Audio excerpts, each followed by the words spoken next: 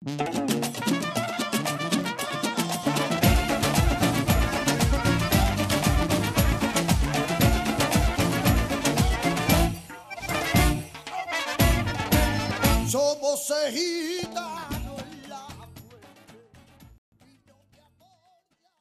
title of the presentation today is about the history and the culture of Roma.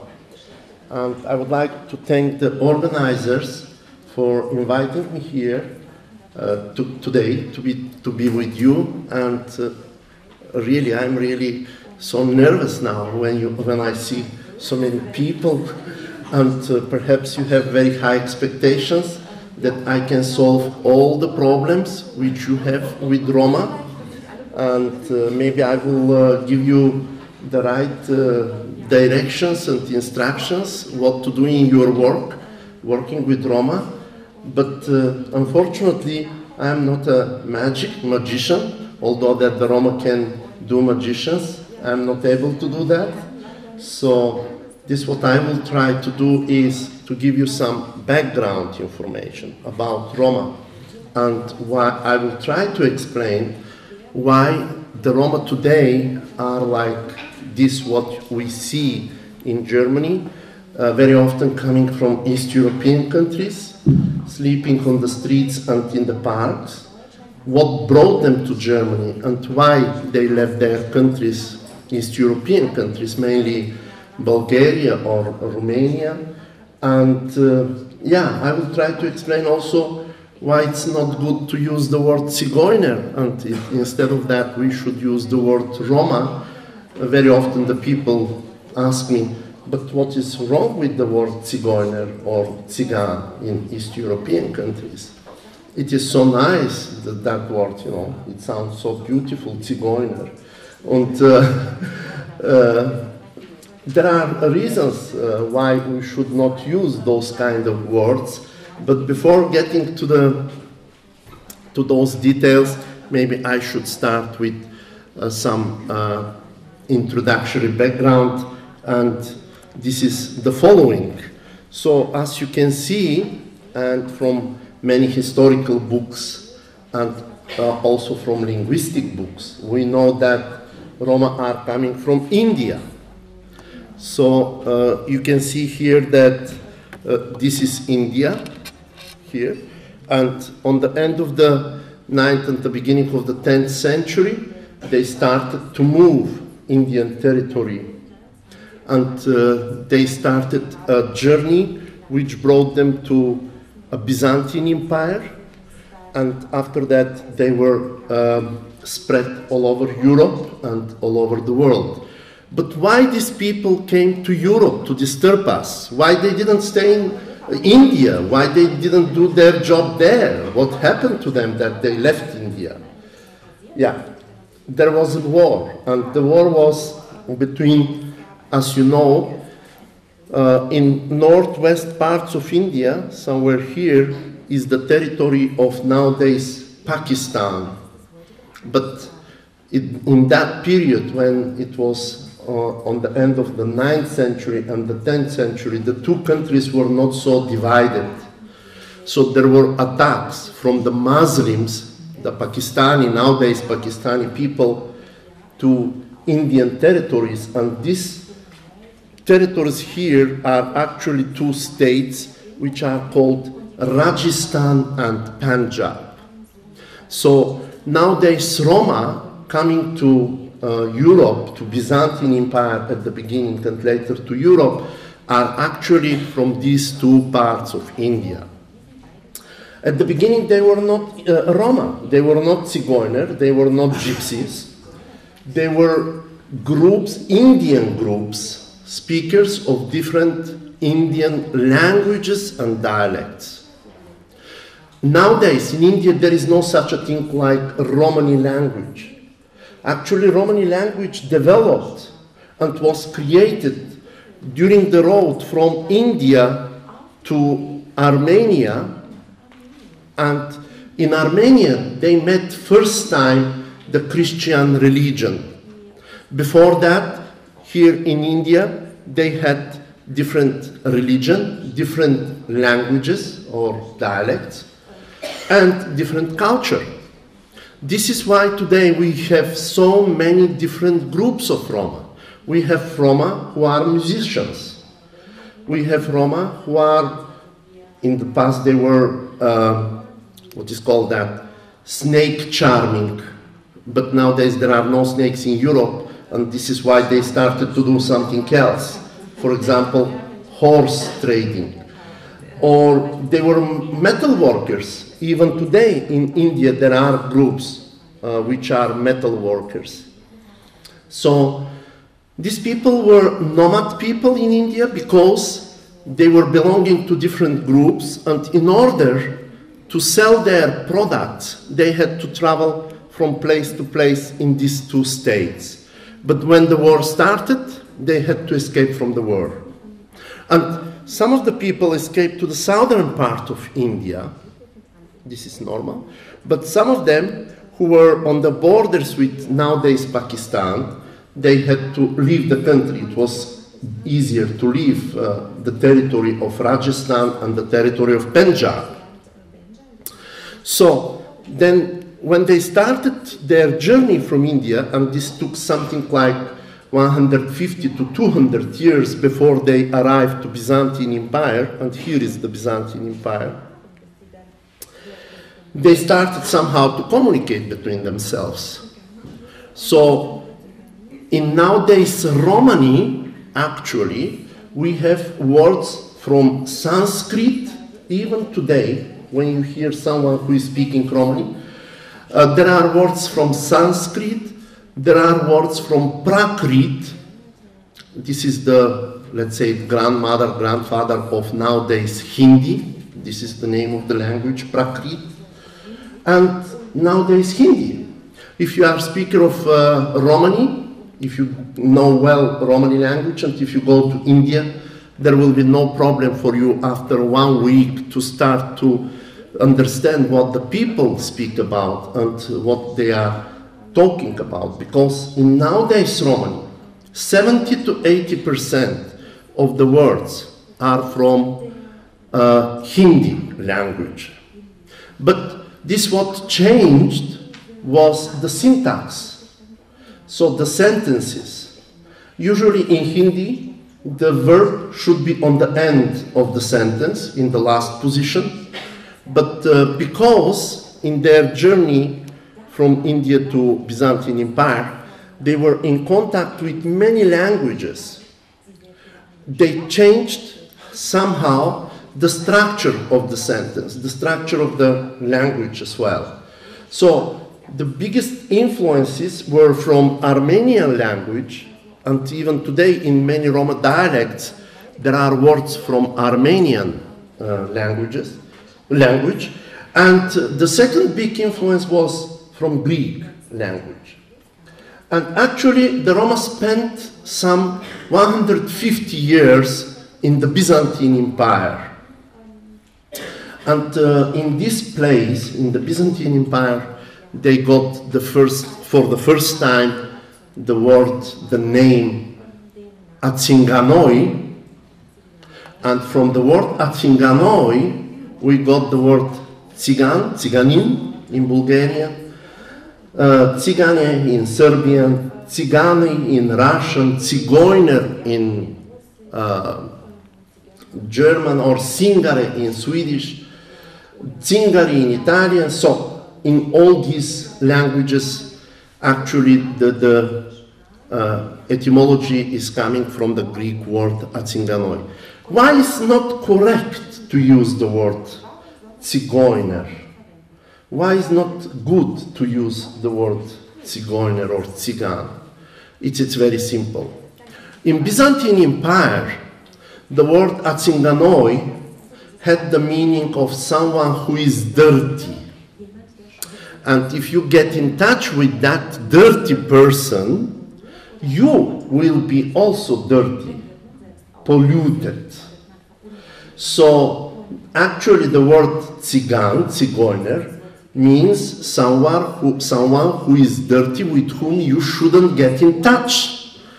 This is very, very dangerous. I mean, that in the Byzantine Empire, the people had this meaning that they are, you know, gods, Zeus, Apollon, they are the Greek people with that perception that they are supermen, superwomen. They had all the goddesses there. The god Diana, the god, I don't know which, so many goddesses in the Greek mythology. But when they saw these strange people, and why they were strange?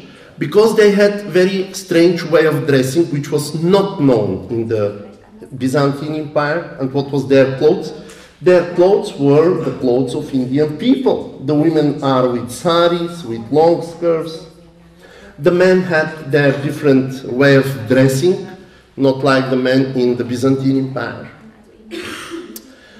And the second thing, they were doing professions which were not recognized, not known in the Byzantine Empire. And for this, the Byzantine society was thinking that it is very dangerous to be in touch with these people because they are so strange, so dirty. They are doing things which are not known to us, the members of the Byzantine society. So this is how they created the word atsinganoi. And from that word we got the Zigeuner. But actually what the meaning of the word Roma is, there is a scientific explanation about this. In Indian languages there are, maybe I should show you the second map. In Indian languages there are consonants which are combination of 2 consonants or 3 consonants. And the linguists who are Indologists or interested in Indo-Aryan languages and did a lot of research on Romani, they found that actually the Roma are coming from a group which was called, now be careful, there is a consonant which is combination of D, R, and L, drum. So when they started their journey, they belonged to that group which name was drum, whatever. So they came through Iran to Armenia. And in Armenia they were separated in 3 waves. I will come back to this map again. One of the waves was going to Arabic world, and today the Roma people in the Arabic country like Syria, Jordan, Egypt, and Israel, they are called Dom. The other group which continued to Byzantine Empire, they are called Rom. And the third group which went to Central Asian countries like Uzbekistan, Tajikistan, all these ex-Soviet Union countries, they are called Lom. So there are 3 names of the same people depending on this where they live. So these are Lom in Central Asia, Dom in Arabic world, and Rom in Europe, and later on in United States and in Australia, because some of the people from Europe emigrated to United States, Canada, and Australia.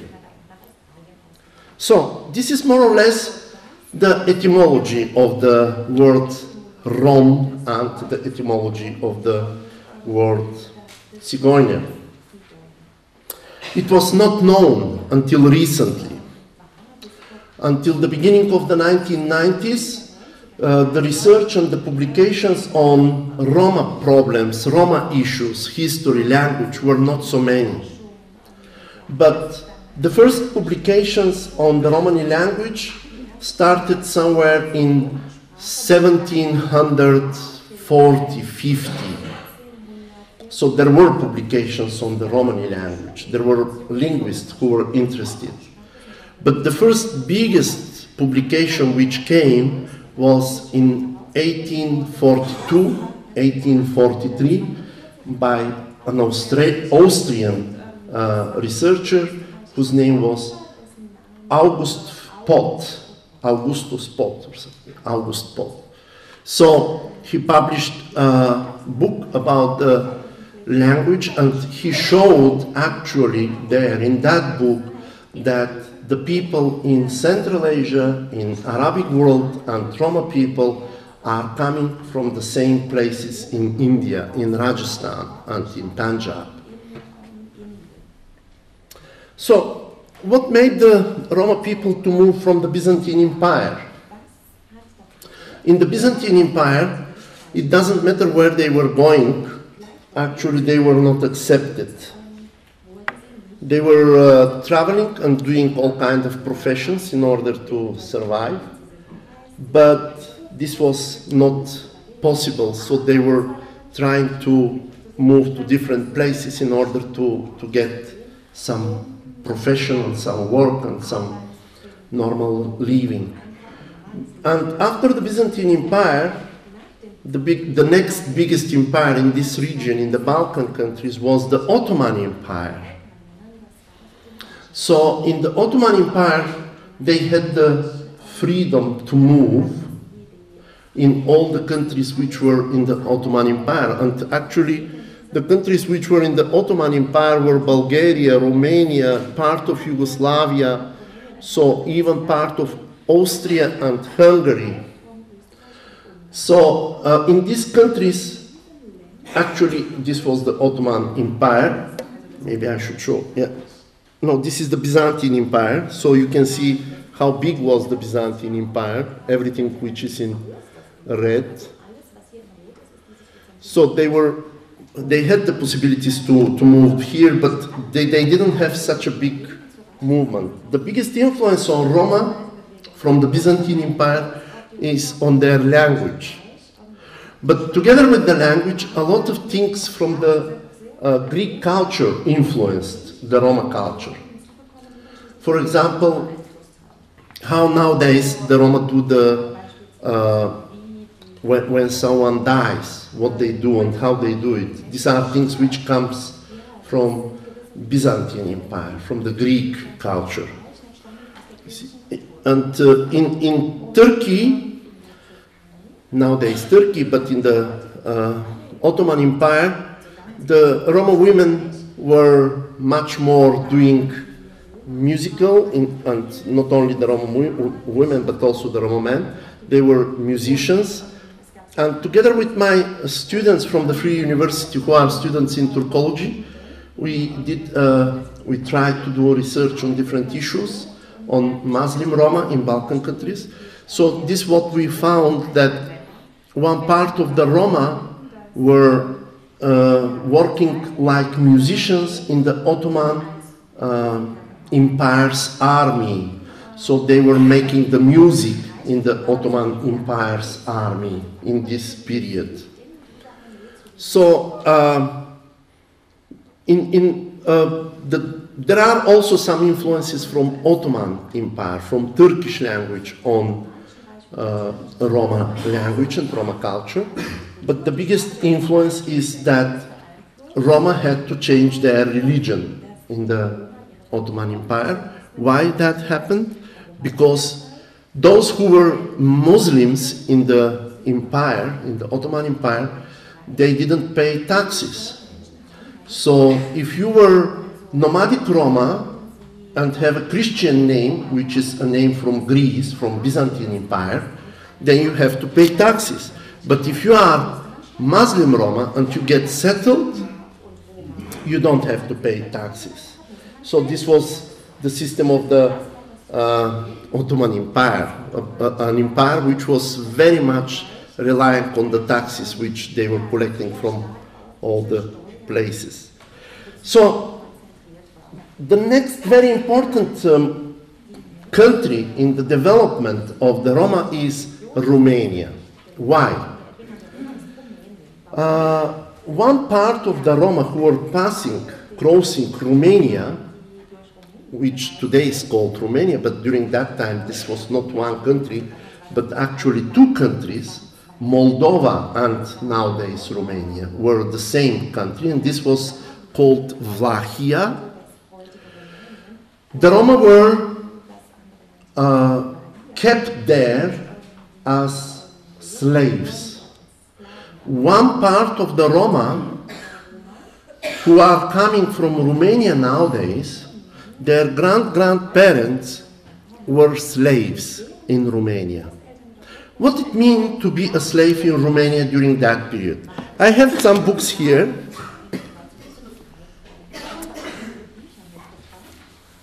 Actually, this is a book which I bought from India when I was there. And this shows how the two Roma and Indian cultures are so similar and so close. I can give you just to take a look. You can pass it. And there is another book which is about it is called Gypsies of the World, which was written by a Roma man whose name is Rajko Đurić from Serbia. That time was ex-Yugoslavia, now ex-Yugoslavia, and some other guys. So this shows the Roma in different countries. But there is a book recently published by a Russian woman, a Russian Roma woman, Nadezhda Demeter. She's from the group of the Calderaj and working at the Academy of Sciences in Russia, in Moscow, speaking about the slavery in Romania, in Vlachia. She found the document which is an announcement. I have to find it and to read it to you. And in that document, it is said that certain number of Roma slaves are sold. Yeah, here it is. This is in Romanian language. And I will read what is written because it's translated into Russian. First exhibition of Roma slaves, whom you can also buy, is going to be on the 8th of May, 1852. And the exhibition contains 18 men, 10 boys, young boys, children, 7 women, and 3 girls in perfect conditions. So you can buy them. This is the message to other owners of slaves. So what were the measures which the Romanians were taking to the Roma? One of the measures was that Romani language was forbidden. If a Roma man was catched speaking Romani to his wife or his children, then his tongue was cut. This was one of the measures. Today, in Romania, there are a lot of Roma who don't speak Romani. They have the features of Roma, but they don't speak Romani. So what happened to the Roma in the Austro-Hungarian Empire? There was another empire in Europe. And the measure which there was a queen whose name was Maria Theresa, and the measures which she was taking towards the Roma was that if a Roma child is born in a Roma family, the child is taken from the Roma family and it is given to Hungarian family, where the child was growing up without knowing his parents, without knowing his past, and speaking only Hungarian language. So nowadays in Hungary we have group of Roma which don't speak Romani. They tell that they are Hungarians, but the Hungarians say to them, Tsigan, you are not a Hungarian, look at yourself. You are so black, so dirty, so, you know, with these features. So, these were the measures towards Roma to make them integrated in those societies. There was also something similar done in Spain and in Finland in this period of mid-centuries. We are speaking about the period of between 13th to 18th century. And in Spain, the movement of Roma was forbidden, and particularly towards Roma women, there was a very strong measure, and this was that if a Roma woman is catched in fortune telling, she was put on a fire stick, and she was burned, because the Catholic Church taught that these women who are fortune telling, they are in a combination with the devil. But actually this was one of the professions of these people, because in India nowadays there is a profession which is something like a fortune telling, and the ability of some people to read your palm, to see what happened to you and what will happen to you in the future, and reading the lines on of your palm. And this is palm reading. And this is, there is even a science which is called, I don't know, or don't remember the word, what is called now. It is close to astrology, but it is not astrology. Something, I cannot remember it, anyway. But there is a science which reads your palm and can tell you the things which happen to you. But the Catholic Church was against that. And in Finland, towards Roma was taken, actually Finland and Sweden during that period was one country. There was no Finland and no Sweden. But towards Roma, in that period, was taken again the measure of forbidding the language and cutting the tongues of the Roma, because they were speaking Romani. Actually, throughout all these centuries, this is what the Roma were doing. They never started a war to fight for their rights. We are here, we have to stay, we have rights to be treated normally. This is what they were doing. When they had some kind of persecution, they were moving to another country, to another place, but not fighting. For last 1,100 years since they left India, there is no war which Roma started against any country, against any nation. They never attacked another nation. Why it's like that? Are the Roma so stupid that they cannot fight for their rights? Are they crazy? No. This is from the Indian culture,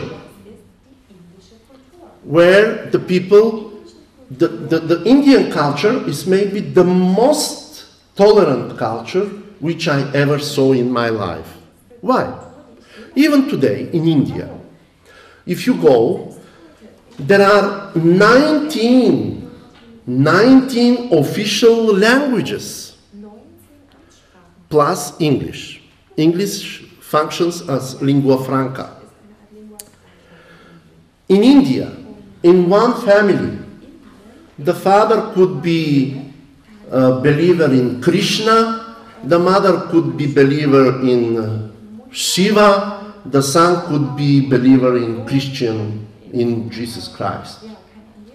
Everyone in their families has its corner or its place where they can pray. The second time when I visited India, I was staying with a family. No, usually, normally, I woke up early in the morning, and this is how I start to work, around 4:30. I have to start to write or to read, otherwise, during the day I cannot focus. I woke up around 4:30 in that house, and I was hearing that someone in 4:30 was doing Om. I opened the door, and I saw that the husband, the friend of mine, was sitting in one corner and he was praying something. And this prayer went 1 hour. I was so nervous that I cannot concentrate to read or to write. But what can you do? You are a guest and you have to behave properly. So this was how, I mean, they were tolerant to each other. But in the house were also, in that house were living the parents of the woman, the wife, the parents of the husband, my friend, so the children, and my friend with his wife. I found it a little bit too much, you know, too crowded. But then I realized, gosh, you are a Bulgarian dirty gypsy, and you now pretend that you are so high quality European. It's ridiculous. And this is exactly how the Roma family is constructed today. They live together. The families, in the families there is very big respect. Nowadays, the younger Roma started to become arrogant thanks to the contacts with different European cultures. And particularly after 1990s, it's terrible to see young Roma who doesn't show any respect to you. So, but you cannot do anything. This is the democracy. And there are things which remain from Indian culture in the Roma culture, even today. And those things very often are not known. My friend, who has a son who is, I think, 8 years old, was when I visited him in 2003, he made an arrangement that his son will marry the daughter of his other friend. You know that in India there is a caste system. There are 4 castes. So it is very difficult to get married with someone who is from higher caste or from lower caste. You have to marry your caste, the person from your caste. So even if you marry someone from the higher caste, you don't become, you are not member of that caste. You remain still in the low caste. And this guy was having a friend who had a daughter, and they arranged some kind of engagement between the 2 children. I thought, oh, this is so ridiculous. 8-year-old children to be engaged already? And I asked him, look, why you did this? And he explained to me, why not? If the children know each other when they are younger, smaller, and they grow up, and we are in a good relationship with the families, 2 families, then the children will go to gymnasium, then the children go to university together, and then they get married. This is so natural. They get to learn each other from so early ages. And in Indian community, in Indian society, there are very, very, very few divorced people. And I was wondering, why? Why so little number of divorced people? Because it's very normal. If you grow up with someone and you know him for so many years, you get used to him and you know him so perfectly well that, okay, you can get bored, you know, until you can say, it's enough, too much. 1 wife all year, all my life? No, it's better to have 2nd, 3rd one. But this is how the community functions. In traditional Roma families, traditional Roma communities, it's no way, there is no way that you can get divorced. If you want to get divorced, you don't go to the court until you declare to the non-Roma members of the court, look, I would like to divorce my wife. No. There is a Roma community, what is called, court, when they will come together. They will listen to the husband, they will listen to the wife. If these Roma, old people, Roma who are members of that community, if they find that this why you want to get divorced is stupid, and now, because you bought us here, you'll get punished. You have to make a big table with good food, and we will eat and drink, but you two go home back together, and you are not getting divorced. You have responsibilities, you have moral in the community, and you have to keep it. It's fantastic, huh? But this doesn't function in other communities and in other families. This is in the traditional Roma. But nowadays, modern Roma like me, they get divorced, they get married, divorced a few times, several times, because it's modern. Yeah, why not? We are modern people.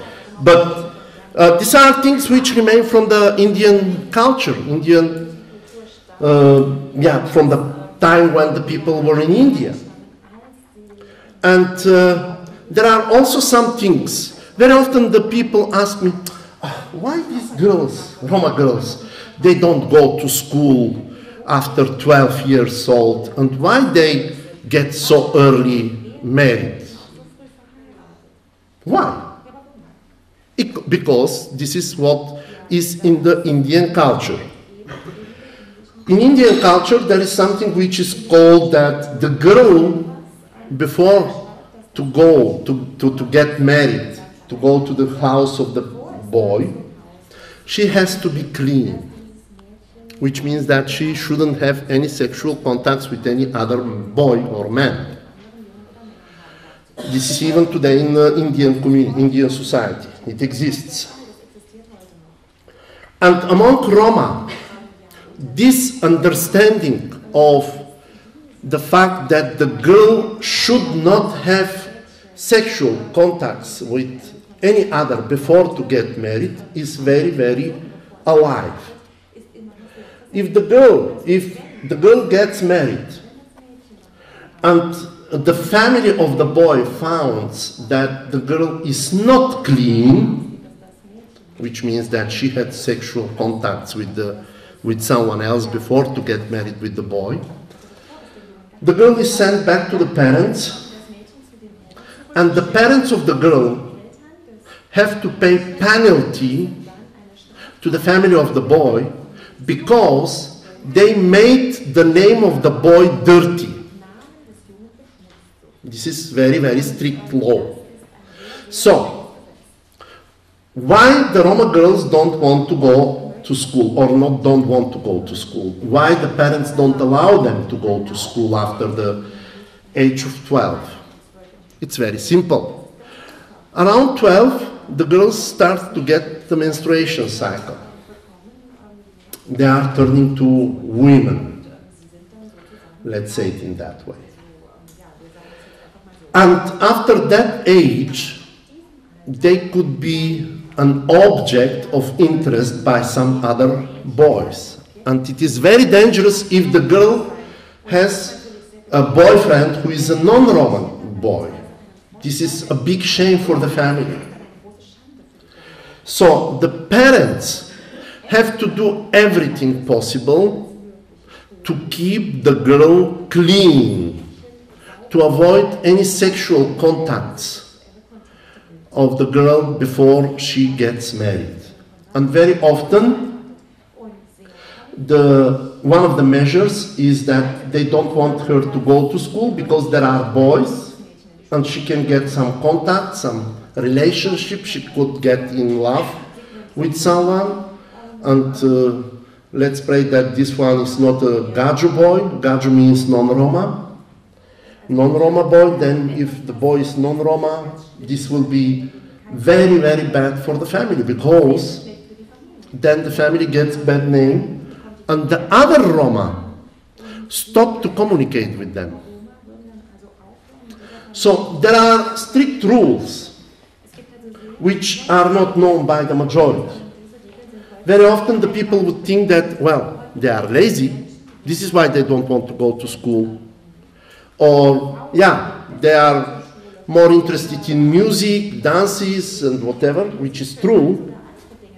But the question is, how knowing those culturally specific things for Roma to make them interested in school, to continue their education.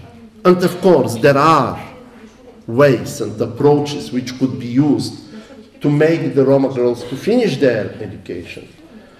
But for the society, it's much easier to blame the Roma like not interested in education, for example. But let's come back to the history.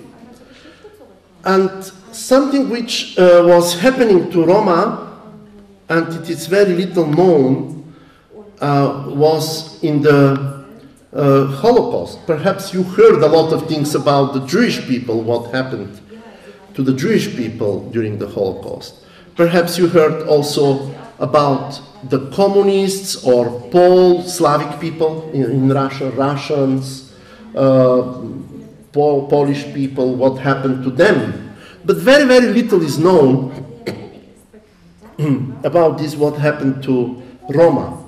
And actually, the persecution towards Roma started much, much, much earlier. And there is a documentary film which is just 8 minutes. And I have it here. Yesterday we did download that. Yeah. And I would like to show you that film.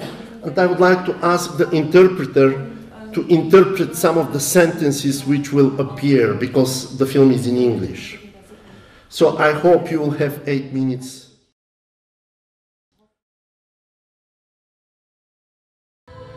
Yeah. I guess you recognize this, what is on the flag. And this is how the people in the concentration camps were dressed up with this kind of clothes on this, what is called in English, lines. But also they had on their sacco, jackets, something on their left side as a sign. And this sign was a triangle with the top down, as you can see it here on the, here this is the triangle.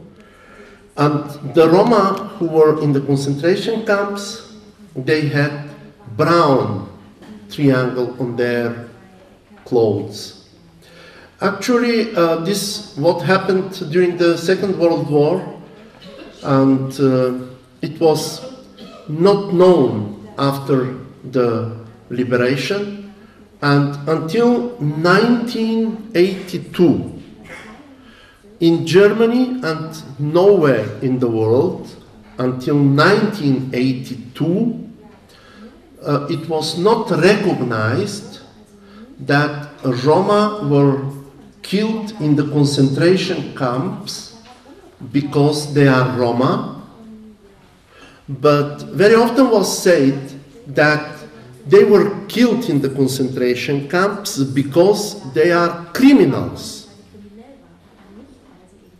But it was not true, because here in Germany, we know, among the German Roma and Sinti, who are since 600 years here, there were Roma who were fully integrated in the German society. They were musicians, educated. There were Roma who were in the army with some level in the army. They had this in the hierarchy of the army. There were pilots, or Sinti, who were in the German army. And when the war started, they were taken from the army and they were sent to the concentration camps exactly because they were Sinti. Nothing else. They were not criminals. They were fully integrated in the German society. But this, what happened to the Roma after the Second World War in the countries from East Europe, in East European countries, was even worse. Then a process of assimilation. There was no quite clear policy towards Roma. There were policies of assimilation of the Roma, to make from Roma Czechs, Slovaks, Bulgarians. And during this period, the Roma were humiliated, discriminated, but it was not openly spoken about this. For example, in Bulgaria, where we have a large Muslim community of Roma, the names of all Muslims, Turks, Roma, and Bulgarian Muslims, who are called Pomaks, their names were changed by force. So the language was forbidden, and if someone was catched on the street speaking to his wife or his child in Romani or in Turkish, they were punished and beaten on the streets by the police. So this was the period when the Roma were not having any human rights, and at the same time the governments were trying to settle the Roma and to integrate them in the way how the government thinks that it is appropriate and good for Roma people, without asking the Roma, do you like this or you don't like it? But the situation in West Europe was not different. For example, the biggest arrogancy was that the people who were working in that office of racial hygiene, after the Second World War, they were used as experts on Roma issues. And for example, there was a guy whose name was Arnold, the family name, I think, yeah, who was publishing articles on the race, that the Roma race, everything in Roma race is genetically predisposed, and this guy was used as an expert on Roma issues until 1970s. And in Switzerland there was an organization which was called Pro Juve Tutte, which was stealing children and selling the children to families without children. So these are things which were documented, known, and very often all these things which happened to Roma during the Second World War, after that, in the period of communism, are the reasons why the Roma don't trust the society. It is one of the reasons why the Roma don't want to get cooperated with the government, with the society, because they have still that fear. Coming close to me and pretending to be my friend, I'm not sure what actually you have in mind. So this has to be kept in mind. This has to be known, that the Roma still have that fear, that something could happen to him, to his family, to his children. And this is very normal human reaction. So I will stop here and I will finish with this. And if you have some questions, I will be happy to answer you. Thank you very much.